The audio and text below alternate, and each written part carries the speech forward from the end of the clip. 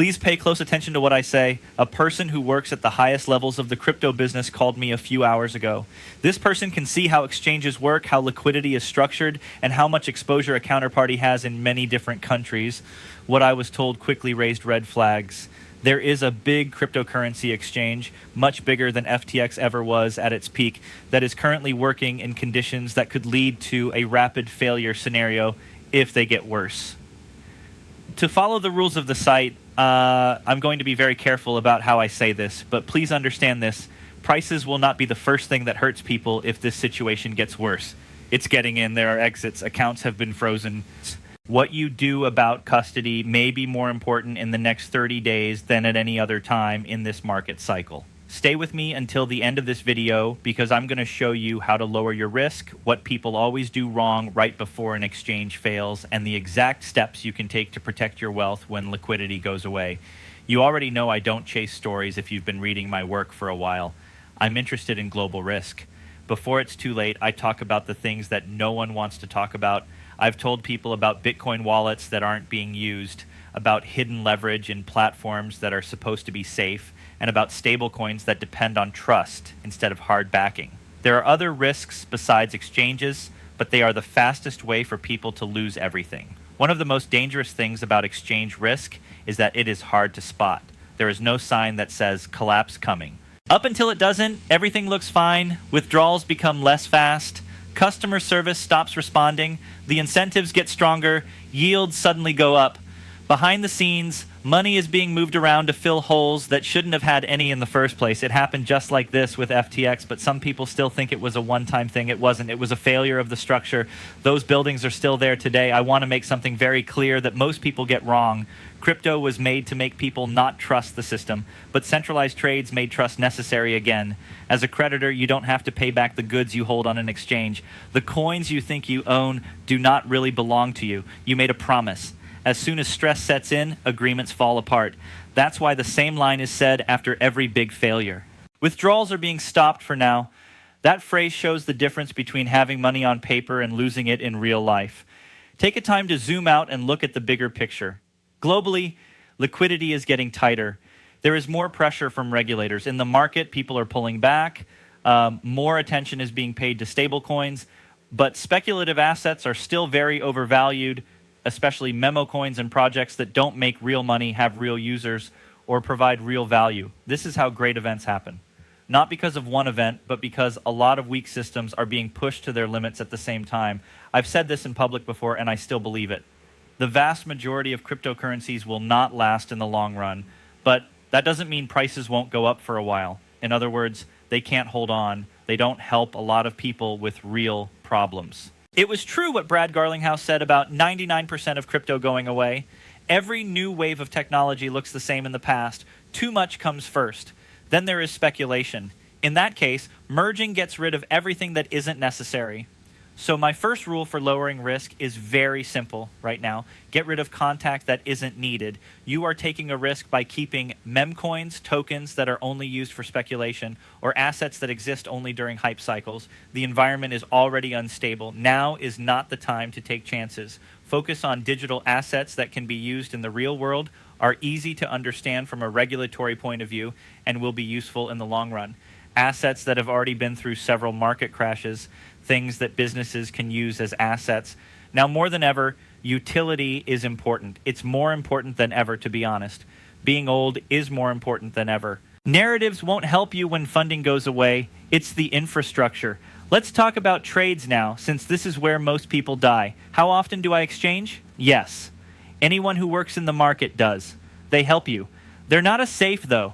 They're not a bank, and they are not at all a good place to keep your money for the long run.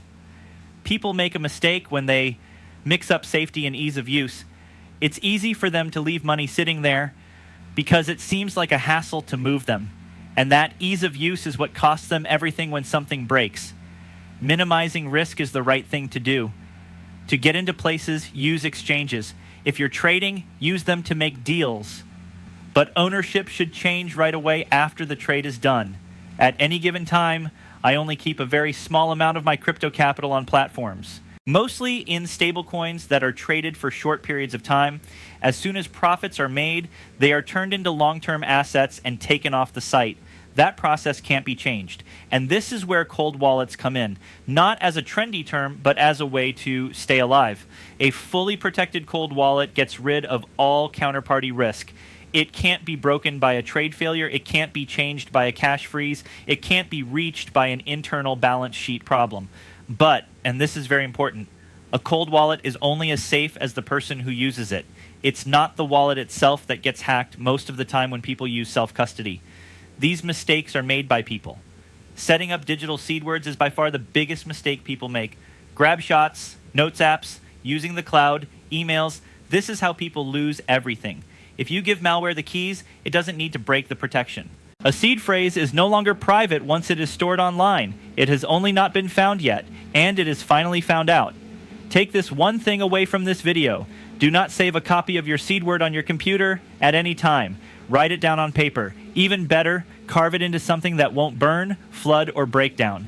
There is a reason why titanium plates exist. They're not too much. They protect you. People who lose money always say the same thing later. I believed it would not happen to me. It doesn't matter what you think about security holes. People are also ignoring the risk of social engineering right now. Not real accounts, false identities, profiles made by AI, make deep fake movies. Attacks like these are getting smarter every week. If someone calls you and says they are me, it's not me. It's a scam if someone asks for your keys. If someone says they can guarantee returns, they are lying. When fear hits the market, con artists get more bold. They understand that people are stressed. They understand that people are busy. That's when things go wrong. Also, understand this. It's not unusual for an exchange to fail. They have effects that spread out. The prices go down. There is less liquidity. The forced selling starts. And assets that were falsely boosted are the ones that fall apart the fastest. This is why staying away from systems that aren't stable isn't bearish. It makes sense. Keep your cash safe before you grow it. From here on out, the attention moves from guessing to putting things in place, from trying to make money to keeping power, from having faith in platforms to having your own keys. This change doesn't happen all at once either. Small, well-thought-out choices make it happen. Getting rid of exchange amounts, making investments simpler, putting real-world goods at the top of the list, getting stricter with security. Don't worry about what's coming next. It's about getting ready. Because it's not the people who guess the top who come out on top after market stress. They got rid of the risk before it became important. It's not like chances go away once that base is set. They keep growing. That's exactly where the conversation goes next. The thing that most people don't understand is that market crashes don't really take away opportunities. They destroy positions that are weak. The same conditions that wipe out trades with too much debt are also the ones where disciplined capital quietly moves around. That's why people who make it through these times don't seem smarter now. Simply put, they were better prepared. Before it was clear, they managed risk. They cared more about control than ease of use. They also knew the difference between price and worth. The crypto market is going through a time when trust is being tried at every level right now. Have faith in trades, have faith in stablecoins, trust the people who offer cash, trust the guardians. And when trust is the most important factor, decentralization becomes important again, not in general, in real life. Self-custody is no longer just a phrase. It is now the difference between being able to help yourself and not being able to. This is also where people get it wrong about XRP and other digital assets that are focused on usefulness. They believe the story is about cost. It's not. The real story is about how people get along. It's about staying alive under the weight of government rules. Instead of trying to replace the real world of finance quickly, it's about making systems that can work in it. When stories change, assets that work with banks, payment rails, settlement systems, and compliance models don't go away. They become quieter, stronger, and deeper in the ground. This is not advice about money. In times of stress, capital doesn't just run away from risk. It moves toward building things, towards things that can be used after the talk stops, toward networks that institutions can touch without feeling bad about it. This is the reason why usefulness is now required. This is a filter, and almost all projects fail that screen right away. Timing is another important thing that people forget. This doesn't happen when the market is at its highest point. They happen when things are unsure, when moving sideways, when you're bored, when no one is looking. At that point, imports can no longer hide problems inside the company, that's when the pressure slowly eases off. That's when gaps in cash become clear. The damage is already done by the time the news comes out. Because of this, moving too late is the most expensive move in crypto. As soon as you stop withdrawals, you have no more choices. There is no longer an investment in you. You are just watching. And being convicted doesn't help if you can't keep your belongings safe. So the real question is, how do you put yourself in the best situation to move forward? First, make things easier. Risk is in complexity. The reason you own something shouldn't be too hard to explain in one line. You're depending on timing instead of fundamentals if the only reason you have is that it might pump, and time always fails in the end. Second, keep storing and trading separate. This is where many people hurt themselves.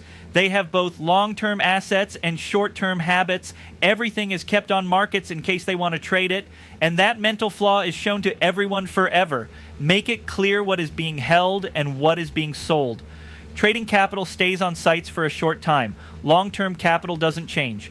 Third, think that platforms might not work. They can do it, not because they want to.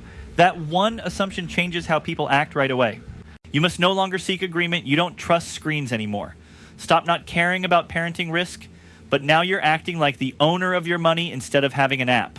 Let's talk about the mental side now, since it's just as important as the physical side. People either freeze up or respond too strongly when they are scared. Either they don't do anything or they act without thinking, which leads to new problems. The right answer is neither. It's a measured change. Take one step at a time, lessen exposure, make custody better, and raise the quality of material. Quality of information is also very important right now. Extremes are amplified by social media. For every move, there is a story about how it will either end crypto or start a new large circle. Neither is true. This is the process of growing up through stress.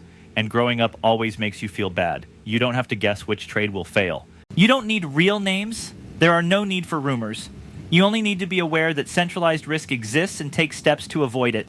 That alone puts you ahead of most people. Also, it's important to know that clear rules about regulations are not a threat to real crypto. It's an attempt to make senseless. Projects that depend on not being clear don't last in the sun. The method works for projects that were made to work with it. That's why you keep seeing difference. Some investments slowly lose value while others keep growing no matter how the market is doing. People also don't value waiting enough. Moving around all the time has never brought anyone real wealth in crypto. It was built by getting in place early, gaining custody, and letting time do the hard work. Traders who win aren't the ones who do the most. They pick and choose the best. This is when cold storage does more than just keep things safe. It turns into control. When assets aren't just a click away, people make less emotional choices. Overtrading goes down. There is less panic selling. You have to think about the future. I think about the long term, which is where asymmetric gains come from. Now I want to talk about one more risk that is slowly getting worse. Dependence. There are too many people who only listen to platforms, influencers, alerts, and signs to know what to do. They are lost when those tools stop working or go silent. Real security comes from knowing how things work, not just what the news says. You don't need regular reassurance when you know how capital flows, how liquidity acts, and how institutions work. I've always said that crypto isn't about getting rich quick because of this too. The goal is to avoid losing everything while setting yourself up for huge gains. People who want to go fast are the ones who leave every cycle. Those who stay are the ones who make things last. You'll see something interesting if you zoom out enough. After every big crash, the market is smaller, but stronger. No more noise, fewer scams, and more serious people. That's not bad for crypto. That's needed for it to work on a large scale. That being said, being uncomfortable right now is not a sign of weakness. That's being aware.